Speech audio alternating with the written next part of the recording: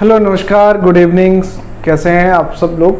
स्वागत है आपका आज की क्लास में। लास्ट क्लास में हमने जो डिस्कशन किया था that is relative lowering in vapour pressure, जहां पे हमने सेशन एंड किया था। एंड आज कॉलिगेटिव प्रॉपर्टी के सेशन में हम एक न्यूमेरिकल से स्टार्ट करते हैं अपना। बहुत ही सिंपल सा न्यूमेरिकल है। लास्ट लेक्चर भी हमने एंड न्यूमेरिकल पे किया था। सिंपल न्यूमेरिकल में क्या कहता है, 360 gram of glucose is mix with water if relative lowering in BP is 0.1। Calculate one is amount of water and molality.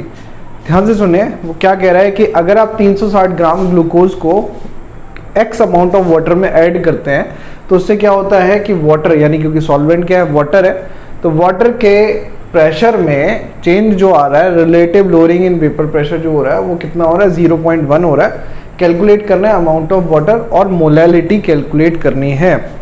Simple सा सवाल है, बस जल्दी से आप ट्राई करें और ट्राई करके मुझे आंसर बताएं। कमेंट सेक्शन में लिख सकते हैं आंसर, और तब तक हम इसको सॉल्व करने का प्रयास करते हैं, कोशिश करते हैं इसको सॉल्व करने का। आप लोग भी करिएगा ट्राई, मैं भी करता हूं। देखो सिंपली क्या क्वेश्चन में गिवन है ये जानना बहुत जरूरी है। सबसे पहला तो आंसर, क्योंकि अगर आप जेई सेक्शन के लिए पढ़ रहे हैं, नीट के लिए पढ़ रहे हैं, तो आपको इतना सब कुछ लिखने की जरूरत नहीं है। आप सीधे RLVP का फॉर्मूला लगाएंगे और एक ही दो लाइन में आपका आंसर आ जाएगा। बहरहाल क्योंकि हमें इसको थोड़ा सा डिटेल में भी समझना है, कॉन्सेप्ट हमारे कवर क्लियर होने चाहिए, तो आपको एक चीज पता है कि WV गिवन है, डेट इज आपका 360 ग्राम। भाई WV क्या होता है? WV हम सब जानते हैं, अमाउंट ऑफ सोल्यूट, ये गिवन है। और अगर हम MB की बात करें, मोलर मास ऑफ सोल्यूट, तो ये है ग्लूकोज। ग्लूकोज क्या होता है? C6H12O6। और इसका अगर आप मोलर मास कैलकुलेट करेंगे तो ये आएगा 180 ग्राम पर मोल। ठीक है, we can easily calculate number of moles of solute, that is NB is equal to 360 upon 180 which is equal to 2। Number of mole of glucose is 2। Now next point is given data is relative lowering in vapour pressure. Simply आपको एक चीज दे दी है, RLVP का amount. तो हमारे लिए यहीं से क्वेश्चन को सॉल्व करने का ट्रिक मिल गया। वी नो डेट, क्या पता है हमको? We know that RLVP is P0A minus PA divided by P0A is equal to XB। Very clear. अब यहां से आपको क्या पता चल जाएगा, भाई ये वैल्यू आपको गिवन है और आप क्या निकाल सकते हो? XB निकाल सकते हो। यहां से कैसे निकलेगा? देखो आप क्या करो, P0A minus PA upon P0A की वैल्यू है 0.1, इसको रखिए 0.1। अच्छा, यहाँ पे NB आ रहा है, XB आ रहा है, यानी काई बी, यानी mole fraction of solute. Mole fraction of solute होता है NB upon NA plus NB। ठीक है, NB की वैल्यू हमें पता है 2 है, तो इस इक्वेशन को सॉल्व करते हैं। तो सॉल्व करके क्या आएगा? NB upon NA plus NB, इसकी वैल्यू हम पुट कर देते हैं। पुट करने के बाद हमारे पास जो वैल्यू आएगी वो कितनी आएगी? देखिए NB की वैल्यू 2 है, तो ये आ जाएगा आपके पास 2 upon NA plus 2 is equal to 0.1। अब क्या करेंगे, इसको आप सॉल्व कर लेंगे। तो सॉल्व करके क्या बनेगा देखते हैं। इसको इधर मल्टीप्लाई करिए, 2 is equal to 0.1 NA plus ये क्या हो जाएगा 0.2। भाई यही तो होगा, 0.1 की मल्टीप्लाई 2 से। अब इसको इधर लेके आएंगे तो ये माइनस का हो जाएगा, तो ये आ जाएगा आपका 0.2 minus 0.2 is equal to 0.1 NA। NA का अमाउंट आपका आ जाएगा, NA इज इक्वल टू हो जाएगा 1.8 divided by 0.1, that is equal to 18। और ये 18 क्या हो गया? मोल आ गए किसके? NA के। NA क्या है? हमारे पास वाटर है। NA हमारे पास क्या है? वाटर है। अब Na अगर हमारे पास वाटर है, 18 मोल आ रहा है, तो हम यहाँ से कैलकुलेट कर सकते हैं अमाउंट ऑफ वाटर, यानी मास ऑफ वाटर, जो हमसे यहाँ से पूछा हुआ है। मोलर मास तो पता होता है, तो हमें पता है यहाँ पे WA इज इक्वल टू क्या हो जाएगा? मोल्स ऑफ किसके बेटा? क्योंकि मोल का फॉर्मूला क्या होता है? Given mass upon molar mass. तो डब्ल्यू ए यानी गिवन मास का फॉर्मूला क्या हो जाएगा, moles of A into molar mass of A. A क्या है, वाटर, मोल्स कितने हैं 18 और एम ए कितना हो गया 18। ठीक है, इज इट क्लियर और नॉट। तो यहाँ से आप इसको सॉल्व करके कितना आ जाएगा, 18 का 18 से मल्टीप्लाई करना है, स्क्वायर निकालना। तो 18 अट्ठे 144, 4 बचा 14, 18 एकम 18 और 14 कितना हो गया 18 10 28 4 32, 324 ग्राम आ गया। इतना क्लियर है, समझ में आया। तो आपके पास अमाउंट ऑफ वाटर आ जाएगा, अमाउंट ऑफ वाटर आ जाएगा कितना 324 ग्राम। फिर से सुन लीजिए, करा क्या है, 360 ग्राम ऑफ ग्लूकोज हमको दे रखा है, relative lowering in vapour pressure given है 0.1। इस 360 ग्राम से हमने कैलकुलेट कर लिया, तो हमारे पास नंबर ऑफ मोल्स आ गए ग्लूकोज के 2। RLBP गिवन है, तो यहाँ से हमने निकाला मोल फ्रैक्शन, मोल फ्रैक्शन के इक्वल होता है, मोल फ्रैक्शन ऑफ सोल्यूट के इक्वल होता है। अब यहाँ पे इस RLBP की वैल्यू अगर हम पुट कर देंगे तो ये हो जाएगा NB/Na + NB। यहाँ पे NB की वैल्यू है 2, तो इसको पुट करिए तो ये आपका आ जाएगा 0.1 Na + 0.2 = 2। इसको इधर ले जाएंगे तो 2 - 0.2 हो जाएगा, जो इक्वल होता है 1.8 के, डेट इज इक्वल टू 1.8। और यहाँ से 0.1 से डिवाइड करेंगे तो हमारे पास Na आ जाएगा 18 अगर Na आ जाएगा, उसके बाद हम यहाँ से क्या कर लेंगे, WA कैलकुलेट कर लेंगे, मास ऑफ वाटर कैलकुलेट कर लेंगे। मास ऑफ वाटर कैलकुलेट हो गया, तो पहला पॉइंट तो हमारा हो गया अमाउंट ऑफ वाटर, ये किस में आ गया 324 ग्राम में आ गया। इसका सेकंड पार्ट जो है, सेकंड पार्ट कैसे करेंगे, सेकंड पार्ट करते हैं यहाँ पे। सेकंड पार्ट है मोलैलिटी। तो मोलैलिटी का फॉर्मूला क्या है, आ जाओ बेटा बताओ। मोलैलिटी इज इक्वल टू क्या होता है, small m is equal to होता है moles of solute upon weight और mass of solvent in kg, यही होता है। अगर kg में नहीं है, ग्राम में है, तो क्या करेंगे, इसको 1000 से डिवाइड करते हैं तो वो 1000 हमारा ऊपर आ जाता है। अभी आप देखें मोलैलिटी कैलकुलेट करनी है, तो मोल्स ऑफ सोल्यूट हमारे पास कितने हैं, that is 2 divided by mass of solvent कितना है, मास ऑफ सॉल्वेंट है हमारे पास 324 ग्राम, तो मल्टीप्लाई बाय 1000। इसको आप सॉल्व कर लेंगे, तो सॉल्व करके जो भी वैल्यू आएगी मोलैलिटी की, वही आपका 2 से आप इसको निपटा दीजिए, तो ये आएगा 2 एकम 2, 2 6 12, 2 दूनी 4, 162। और ये आपका क्या हो जाएगा 1000। अभी इससे 2 से और निपटा दीजिए। वैसे तो आपकी इच्छा है कैलकुलेशन किस तरीके से करेंगे, है ना। तो ये हो जाएगा 81 और ये आपका कितना हो जाएगा 500।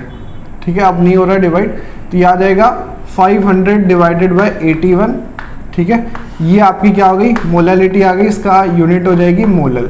तो इस तरीके से आप गिवन क्वेश्चन में कुछ भी पूछ सकते हैं। अभी आपको डेंसिटी दे के ये भी पूछ सकता था इसकी मोलैरिटी निकालो, परसेंटेज W/V कैलकुलेट करवा सकता है, परसेंटेज W/W। अगर इसी क्वेश्चन में एक चीज और ऐड कर दें, calculate third point percentage mass. तो परसेंटेज मास कैलकुलेट करना है। परसेंटेज मास मतलब मास of solute divided by total mass into 100। तो थर्ड पॉइंट अगर हम कैलकुलेट करेंगे परसेंटेज मास, तो ये हमारा हो जाएगा mass of solute that is 360, mass of solution that is 360 plus 324, यही है 324, ये हो गया इनटू 100। ये जो वैल्यू आएगी ये आपकी क्या आ जाएगी, परसेंटेज मास आ जाएगी। तो इस तरीके से किसी भी प्रॉब्लम में आपको सिंपली ये याद रखना है कि कहाँ से क्या चीज़ हम डिराइव कर सकते हैं, कहाँ से क्या चीज़ के ऊपर फोकस कर सकते हैं, इसी बेसिस पे आपका आंसर आ जाएगा। फिलहाल ये बात अगर आपको समझ में आ गई तो इससे अच्छा कुछ भी नहीं है। एक बार फिर से सुन लीजिए कि भाई जो भी क्वेश्चन में गिवन है, सबसे पहले तो आपको उसको सीक्वेंस समझना होगा कि क्वेश्चन में पूछ क्या रहा है, दे क्या रहा है और किस तरीके से हम उसके ऊपर अटैक करके उसको आंसर को निकाल सकते हैं।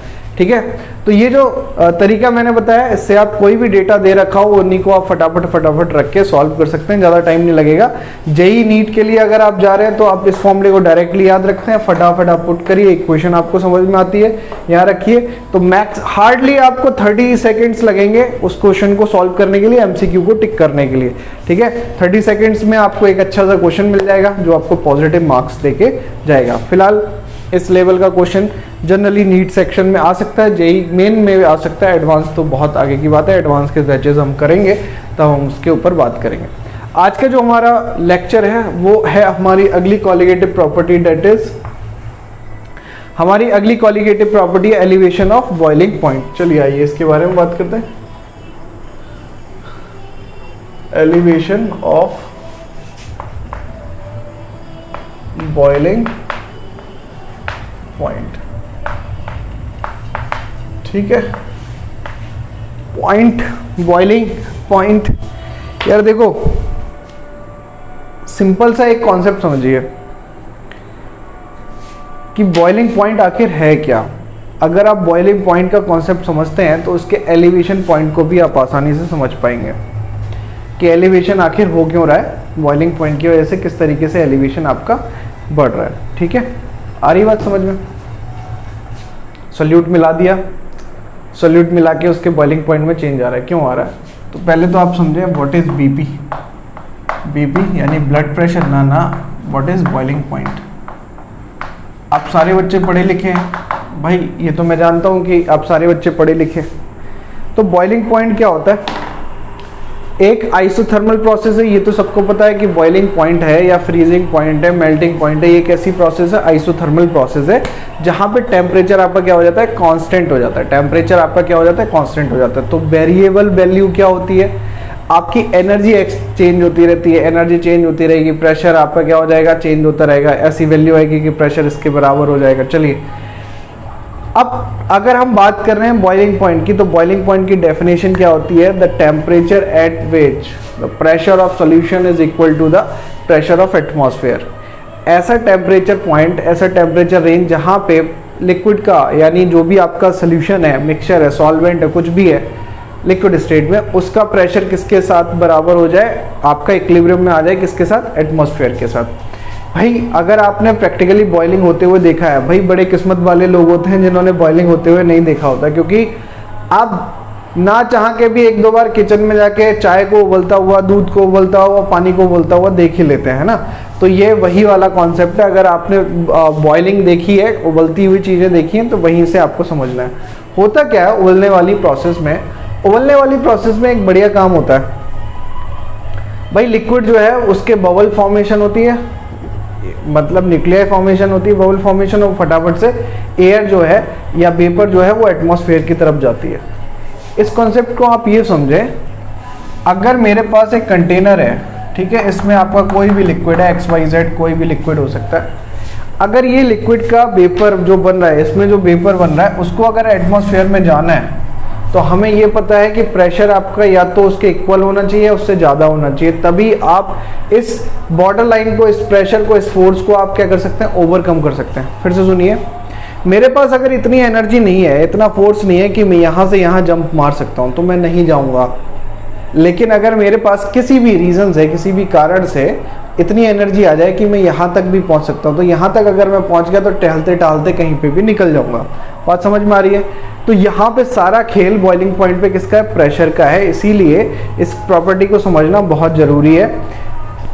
बॉइलिंग पॉइंट क्या हो गया, the temperature at which the pressure of the solution, that is vapour pressure, यही तो बोलते थे, is equal to the atmospheric pressure. भाई PATM किसके इक्वल हो जाए, P0 A के इक्वल हो जाए। सॉल्यूशन का जो सॉल्वेंट है उसके प्रेशर की बात कर रहे हैं, यानी बॉइलिंग पॉइंट ऐसा टेम्परेचर है जहाँ पे P0 A is equal to PATM होता है। भाई ATM मतलब एटमॉस्फेरिक प्रेशर, और जहाँ पे वो प्रेशर अटेन करता है उसी पॉइंट को हम क्या बोलते हैं बेटा, बॉइलिंग पॉइंट बोलते हैं। चलिए ऐसे ही कंडीशन हमें समझ में आ गई। अब आप सब जानते हैं कि इसमें अगर आपने सल्यूट मिलाया, तो सल्यूट मिलाने के बाद एक नई कंडीशन आ जाती है कि अब अकेला P0 A नहीं है, अब आपका क्या आएगा, PA आएगा, और PA यानी ये इक्वल हो जाएगा किसके, XA P0 A के इक्वल हो जाएगा। अरे जी यही तो राउल्ट लॉ है, यही तो कहता है। और मुझे ये भी पता है कि PA की वैल्यू क्या हो जाएगी, लेस देन हो जाएगी P0 A से, अगर आपने इसके अंदर क्या मिला दिया, सोल्यूट ऐड कर दिया। अगर इसके अंदर सोल्यूट ऐड करते हो तो प्रेशर ऑफ सॉल्वेंट क्या हो जाएगा, डिक्रीज हो जाएगा। यही तो काम था हमारा, यहीं से तो इक्वेशन डिराइव होके आ रही थी। अब ये हुआ, इसका मतलब क्या था कि जो पहले प्रेशर क्रिएट हो रहा था पहले जो प्रेशर क्रिएट हो रहा था यानी पी नॉट एक इसके इक्वल हो जा रहा था बॉइलिंग पॉइंट पे, पी एटीएम के इक्वल हो जा रहा था। अब बॉइलिंग पॉइंट पे नहीं होगा, थोड़े से एनर्जी और ज़्यादा चाहिए। क्यों? क्योंकि अगर आप पी ए को पहले पी नॉट ए तक पहुंचाएंगे, ठीक है, पी ए को पहले पी नॉट ए तक पहुंचाएंगे, तभी यहां से क्या होएगा, चेंज होएगा एटीएम तक जाने में। बात समझ में आ रही है? तो यहां से यहां तक पहुंचने में आपका जो चेंज आया, यानी जो हमने टेम्परेचर इंक्रीज किया है, टेम्परेचर की वैल्यू जो दी है यहां से यहां तक पहुंचने में, उसी टेम्परेचर को हम बोलते हैं बेटा elevation boiling point, elevation in boiling point या एलिवेशन ऑफ बॉइलिंग पॉइंट। मतलब इस पी नॉट ए के लिए, पी नॉट ए के लिए जो बॉइलिंग पॉइंट था, बीपी था, उस टेम्परेचर को मैंने लिख दिया जी टीबी। और जब मेरा प्रेशर चेंज हो गया सोल्यूशन का, तो इस टाइम पे पी ए आ गया, और इसके लिए जो बॉइलिंग पॉइंट नया वाला निकल के आया वो टीबी डैश मान लेते हैं, बॉइलिंग पॉइंट नया वाला टीबी डैश। और ये जो टीबी डैश है, क्योंकि प्रेशर कम है तो टीबी डैश क्या हो जाएगा, ऑटोमेटिकली बढ़ के आएगा। क्यों? क्योंकि पहले मैं अभी इसको ग्राफ से समझाएंगे तो और अच्छे से समझ में आ जाएगा। चलो बना ही देते हैं ताकि आपको ये सारी दिक्कतें ना हो। हाँ, साथ साथ बनाते जाइएगा, लेक्चर में चीज़ें और अच्छे से क्लियर होती जाएंगी, जीवन भी बनता जाएगा, मज़ा भी आता जाएगा।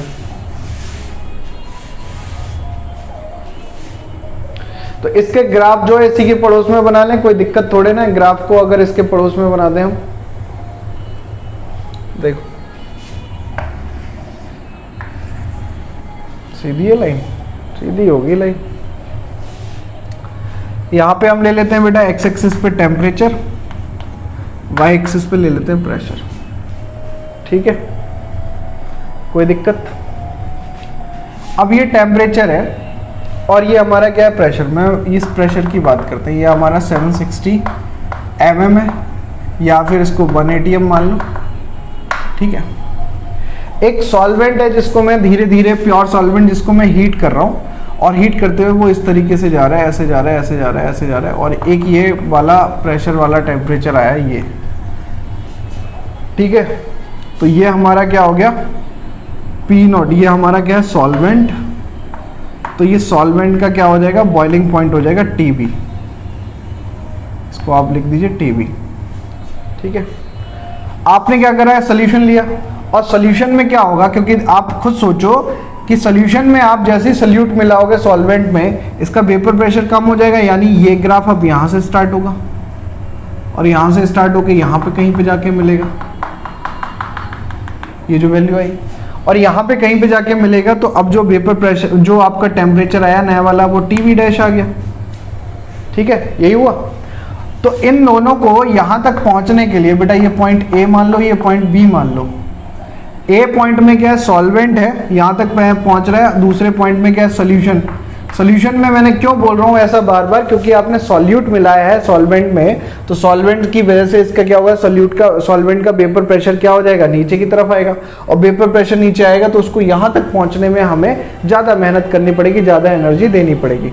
और ये जो चेंज है, ये जो चेंज है, ये चेंज, इसी को हम यहाँ पे एक्सिस पे, इसी को हम बोलते हैं एलिवेशन। यही क्या है, एलिवेशन है। तो यहां से इक्वेशन में अगर आप समझें कि एलिवेशन क्या है, वो है आपका elevation is delta TB which is equal to TB dash minus TB, यानी इंक्रीजेस, यानी new boiling point minus old boiling point, यानी boiling point of solution minus boiling point of solute. Is it clear? तो इस वाले graph को याद रखें, elevation को याद रखें। अब एलिवेशन से क्या फायदा है, यानी इसकी इक्वेशन को किस तरीके से आप निकालेंगे, या हमसे पूछें कि derive the expression to calculate the molecular weight of unknown solute by measuring elevation boiling point. अगर इस तरीके का कोई डेरिवेशन आपसे पूछ रहा है, फिर से सुन लो, डिराइव या डिराइव द एक्सप्रेशन, इस तरीके के बोर्ड में आ जाते हैं, derive the expression to calculate the molecular weight of unknown solute by measuring elevation in boiling point। फिर से सुन लीजिए, हमें डिराइव करनी है इक्वेशन, जबकि हमें किसी अननोन सोल्यूशन के लिए उसका एलिवेशन इन बॉइलिंग पॉइंट दिया हुआ है, ठीक है। आ गई समझ में? बहुत सिंपल सी बात है, ठीक है। अब ये है हमारे पास, तो इससे होगा क्या,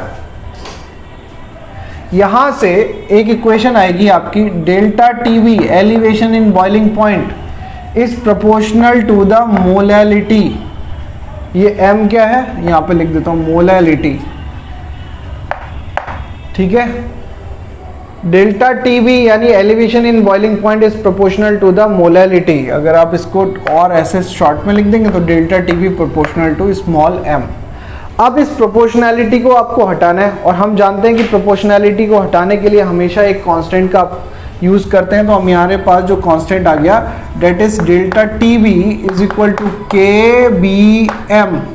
ये जो के बी है ये आपका क्या हो गया, कांस्टेंट हो गया। और इस के बी के कांस्टेंट की वैल्यू, कांस्टेंट का नेम और कांस्टेंट के बारे में एक चीज इसकी यूनिट, ये तीनों चीजें आपको याद रखनी है। फिर से सुन लीजिए, जो ये कांस्टेंट हमने यूज किया है इसका नेम, यूनिट याद रखनी है, और कुछ चीजों के लिए जैसे वाटर के लिए इसकी वैल्यू आप याद रख लें, नहीं रखेंगे तो गिवन होगी एग्जाम में, उसकी ऐसी भी टेंशन लेने की जरूरत नहीं है।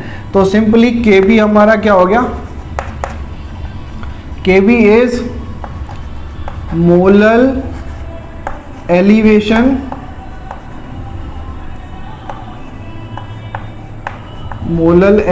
कांस्टेंट, ठीक है, मोलल एलिवेशन कांस्टेंट, ठीक है। के बी आपका क्या हो जाएगा, मोलल एलिवेशन कांस्टेंट, ठीक है। या इसको हम बोलते हैं एक और नाम से, और इस नाम से बहुत ज्यादा बार एग्जाम में आता है, इसको बोलते हैं इविलियोस्कोपिक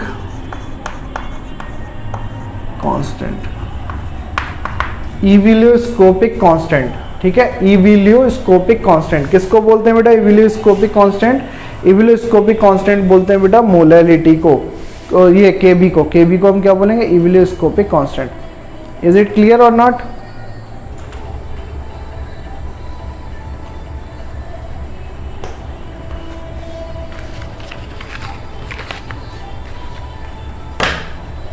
ठीक है। अब यहां से अगर हम बात करें बेटा केबी की यूनिट ऑफ केबी, तो केबी की यूनिट निकालने का तरीका क्या हो जाएगा भाई, KB is equal to delta TB upon M.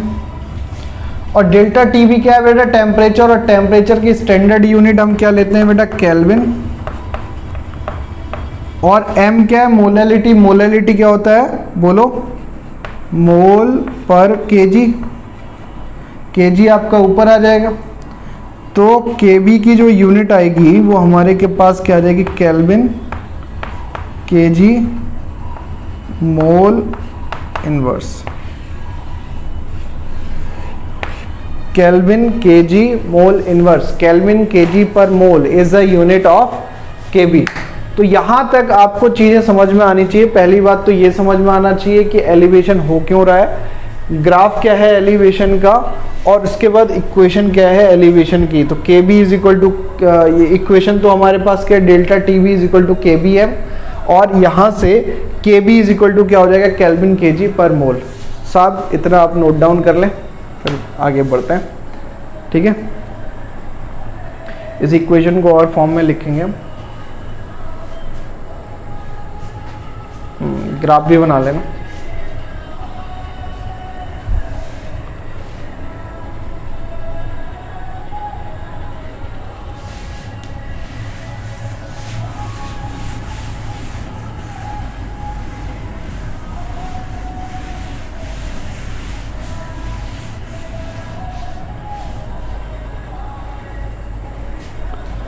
चलिए इस इक्वेशन को लिखते हैं।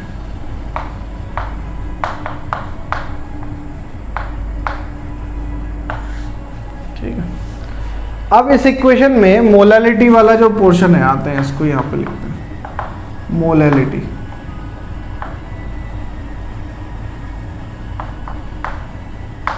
ये क्या होता है, number of moles of solute divided by mass of solvent gram में, और ये आपका हो गया 1000। ठीक है, number of moles of solute को आप क्या लिख सकते हैं, मोलैलिटी इज इक्वल टू हो जाएगा given mass of solvent, given mass of solute divided by molar mass of solute, और ये आपका इस तरीके से इक्वेशन आपकी बन जाएगी। ठीक है, आप इस इक्वेशन को पुट करिए यहाँ पे तो डेल्टा टी बी की इक्वेशन हमारे पास आ जाएगी कैलकुलेट करने के लिए, k b into W b into 1000 divided by क्या हो जाएगा, मोलर मास ऑफ सोल्यूट और मास ऑफ सॉल्वेंट। लिख दीजिए ये वाली इक्वेशन।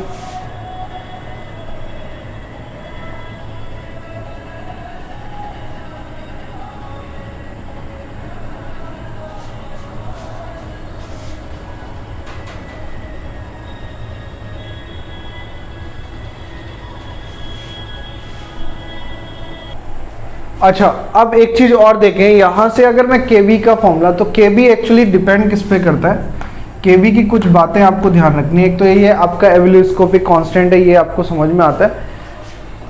केबी डिपेंड करता है किस पे, ये डिपेंड करता है सॉल्वेंट पे, ये आपका सोल्यूशन पे डिपेंड नहीं करता। ये किस पे डिपेंड करता है, ये सॉल्वेंट पे डिपेंड करता है, डिपेंड्स अपॉन